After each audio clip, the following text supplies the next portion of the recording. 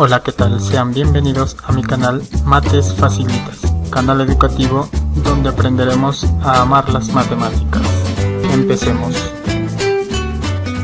En esta oportunidad vamos a resolver paso a paso la siguiente situación significativa del primero de secundaria, semana 4.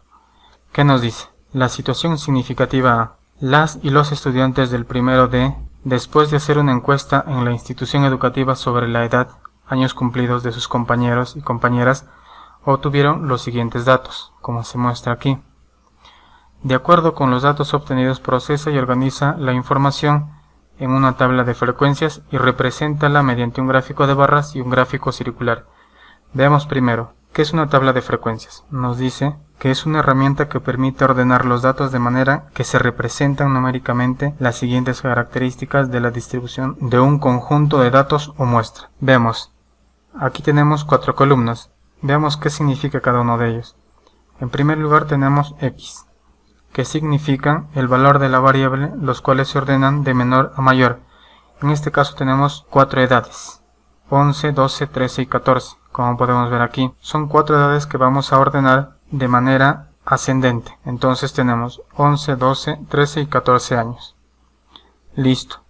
En la siguiente columna nos dice que es la frecuencia absoluta. Es el número de veces que se repite el valor de la edad. Veamos cómo hallamos la frecuencia absoluta. Simplemente contamos. ¿Cuántas veces aparece 11 en el conjunto de datos? ¿Cuántas veces? 3 veces. Entonces ponemos 3. Ahora, ¿cuántas veces aparece 12? Veamos cuántos. 1, 2, 3, 4, 5, 6, 7, 8, 9, 10, 11, 12. 12. Simplemente es el conteo de cuántas veces están repitiendo las cantidades de 12. Ahora, ¿cuántas veces se repite 13? Veamos, 1, 2, 3, 4, 5, 6, 7, 8, 9. 9 veces. ¿Y cuántas veces se repite 14? 1, 2, 3, 4, 5, 6. 6. Y sumando el total sería 30. Este 30 representa el número de datos totales, en este caso, el número de estudiantes que hay en el primero D. Ahora veamos la siguiente columna. Frecuencia relativa. La frecuencia relativa es la porción que representa del total.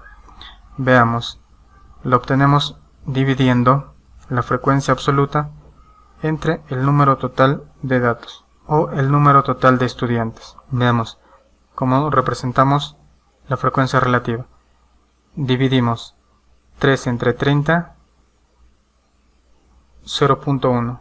Siguiente, 12 entre 30, 0.4. 9 entre 30, 0.3 y por último 6 entre 30, 0.2. Y sumados estos nos tienen que dar sí o sí la unidad, siempre. Ahora veamos la siguiente columna, que es la frecuencia relativa porcentual. Frecuencia relativa porcentual la obtenemos multiplicando la frecuencia relativa por 100%. Multiplicamos 0.1 por 100%, nos da el 10%. Siguiente, 0.4 por 100%, 40%. El siguiente, 0.3 por 100%, 30%. Y finalmente 0.2 por 100%, 20%. Y sumado los porcentajes, sí o sí nos tienen que dar el 100%. Entonces ya hemos completado nuestra tabla de frecuencias. A partir de ello, vamos a representar nuestro gráfico de barras y un gráfico circular. Veamos, teniendo ya nuestra tabla de frecuencias, dibujamos nuestro gráfico de barras. Como podemos ver a continuación, para ello hemos tomado los datos de las columnas de la edad y la frecuencia absoluta. Veamos qué nos dice. La edad de 11 años. ¿Cuántos alumnos tienen 11 años? 3. Entonces graficamos hasta 3. ¿Cuántos alumnos tienen 12 años? 12. Entonces, por eso graficamos hasta la altura de 12. Siguiente. ¿Cuántos alumnos de 13 años hay? 9. Y graficamos hasta 9. Y por último, ¿cuántos alumnos de 14 años hay? 6. Listo, tenemos nuestro gráfico de barras. Ahora veamos con el gráfico circular. Para ello tomamos 2 columnas también. La edad y las frecuencias relativas porcentuales. Veamos. Nuestro gráfico circular quedaría así. ¿Y qué nos dice? Que los alumnos de 11 años representan el 10% del total de alumnos. Los alumnos de 12 años representan el 40% de alumnos totales. Los alumnos de 13 años representan el 30% del total de alumnos y los alumnos de 14 años representan el 20% de los alumnos totales. En este gráfico nos ayudan también el tema del color. Cada sección está representado por colores que representa el porcentaje y está relacionado con los alumnos que tienen cierta cantidad de años. Si ya tenemos estos dos gráficos y la tabla de frecuencias, respondamos a las siguientes preguntas que se nos plantean. Nos dice, describe el procedimiento que se utilizó para dar respuesta al reto de la situación. Veamos cuál era el procedimiento. Para la tabla de frecuencias hemos hallado las frecuencias absolutas, las frecuencias relativas y las frecuencias relativas porcentuales.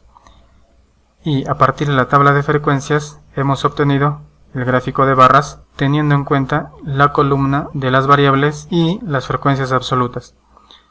Y también hemos obtenido el gráfico circular tomando en cuenta las frecuencias relativas porcentuales. Pregunta 2. ¿Cuál de los dos gráficos resulta más conveniente para la representación de los datos? El gráfico más conveniente sería el gráfico de barras. ¿Por qué? Porque nos permite comparar fácilmente los datos. Visualmente podemos comparar el número de estudiantes que hay por la edad que tienen, como podemos ver aquí.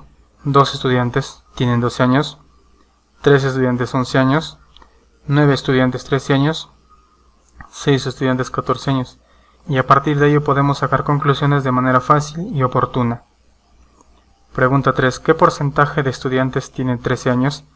Si hablamos de porcentajes, entonces veamos el gráfico circular y decimos ¿qué porcentaje de estudiantes tiene 13 años? 13 años representa el color mostaza y el color mostaza representa el 30%. Entonces decimos que el 30% de los estudiantes tiene 13 años. Pregunta 4. El porcentaje que tienen menos de 14 años representa el 80%. ¿Es correcta esta afirmación? Justifica por qué. Veamos la tabla de frecuencias. Nos dice que la edad está ordenada de menor a mayor. Eso quiere decir que los menores de 14 años son 11, 2 y 3. Estos representan los menores de 14 años.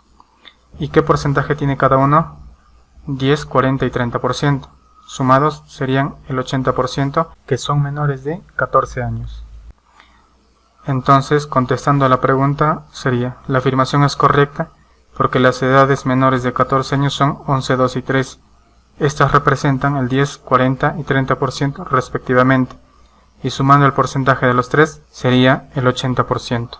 Y bueno, eso sería todo con respecto a la resolución de los ejercicios del primero de secundaria semana 4. Hasta pronto.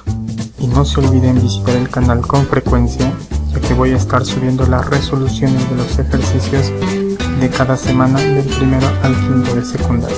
Y también estaré subiendo diversos temas referentes a matemáticas. Nos vemos, hasta pronto.